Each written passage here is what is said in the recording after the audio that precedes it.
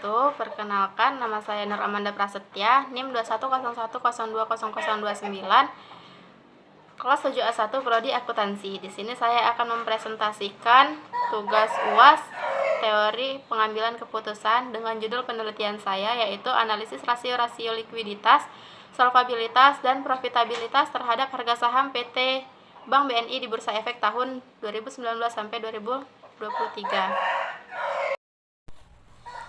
Yang pertama yaitu jelaskan bagaimana Anda akan mengidentifikasikan masalah pada proposal, yaitu dengan tujuan penelitian yang jelas, spesifik, dan terukur, dan tujuan tersebut relevan dengan kondisi pasar dan situasi ekonomi saat ini. Penelitian hanya fokus pada PT Bank BNI. Definisi rasio likuiditas, solvabilitas, dan profitabilitas jelas sesuai dengan standar akuntansi dan periode 2019 sampai 2023. Cukup representatif untuk menganalisis tren dan fluktuasi harga saham. Sumber data yang digunakan kredibel dan akurat seperti laporan keuangan pada PT Bank BNI dan data Bursa Efek Indonesia.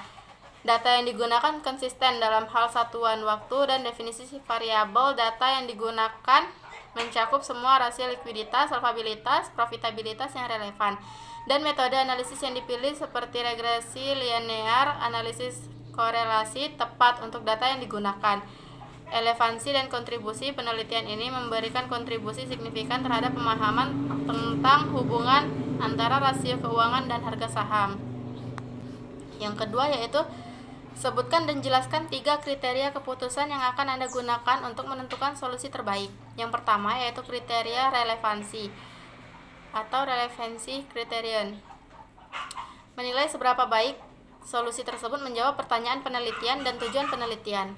Yang kedua yaitu kriteria efektivitas atau effectiveness criterion, yaitu menilai seberapa baik solusi tersebut mencapai tujuan penelitian dan memberikan kontribusi terhadap pemahaman tentang hubungan antara rasio keuangan dan harga saham.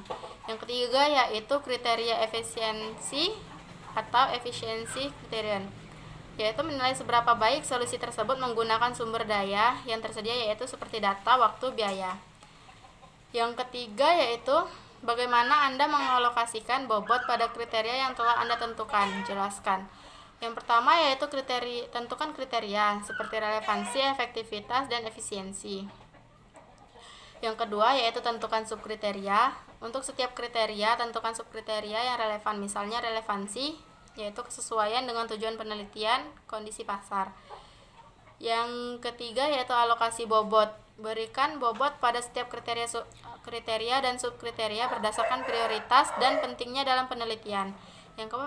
Yang keempat yaitu normalisasi bobot. Pastikan total bobot semua kriteria adalah 100%. Yang keempat yaitu sebutkan dan jelaskan minimal 3 alternatif solusi yang dapat diusulkan untuk mengatasi masalah yang tertulis dalam proposal saudara. Yang pertama yaitu penggunaan model regresi linear berganda, yaitu menggunakan model ini untuk menganalisis hubungan antara rasio likuiditas, solvabilitas, profitabilitas, dan harga saham PT Bank BNI. Yang kedua yaitu penerapan analisis faktor, menggunakan teknik analisis faktor untuk mengidentifikasi faktor-faktor yang mempengaruhi harga saham PT Bank BNI. Yang ketiga yaitu penggunaan model autoregressive integrated moving average atau ARIMA, yaitu menggunakan model ARIMA untuk memprediksi harga saham PT Bank BNI berdasarkan data historis dan rasio-rasio keuangan. Yang kelima yaitu bagaimana cara Anda menganalisis alternatif-alternatif tersebut.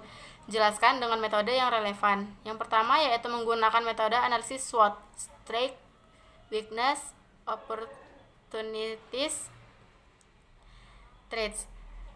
Mengidentifikasi kekuatan, kelemahan, kesempatan, dan ancaman dari setiap alternatif. Yang kedua yaitu menggunakan metode analisis kualitatif, Qualitative Analysis.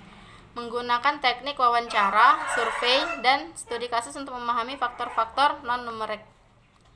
Yang keenam yaitu berdasarkan hasil analisis, bagaimana Anda menentukan alternatif terbaik. Jelaskan. Untuk menentukan analisis alternatif terbaik berdasarkan rasio likuiditas, solvabilitas, dan profitabilitas terhadap harga saham PT Bank BNI, kita perlu memutar kinerja keuangan bank selama periode tersebut. Pilih alternatif yang menunjukkan rasio yang lebih baik. yang mengindikasikan kesehatan finansial yang kuat dan potensi pertumbuhan harga saham. Pertanyaan yang ketujuh yaitu jelaskan rencana penerapan alternatif yang telah dipilih. Yang pertama yaitu pengumpulan data.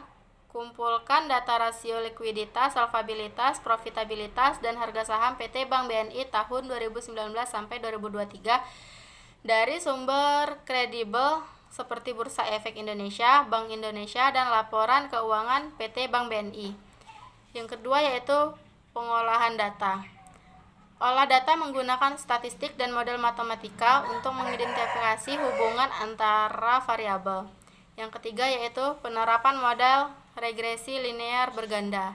Model ini digunakan untuk menganalisis hubungan antara rasio likuiditas, solvabilitas, profitabilitas, dan harga saham. Yang kedelapan yaitu sebutkan langkah-langkah yang akan Anda ambil untuk mengevaluasi efektivitas keputusan yang telah diambil. Yang pertama, mengumpulkan dan menganalisis data rasio likuiditas, solvabilitas, dan profitabilitas dari laporan keuangan PT Bank BNI selama periode 2019 sampai 2023. Yang kedua, membandingkan hasil analisis rasio dengan harga saham yang relevan untuk mengidentifikasi hubungan dan dampak keputusan yang diambil. Yang ketiga, melakukan analisis tren untuk melihat perubahan rasio dan harga saham dari tahun ke tahun. Yang keempat, yaitu menggunakan metode statistik untuk menguji signifikan hubungan antara rasio keuangan dan harga saham.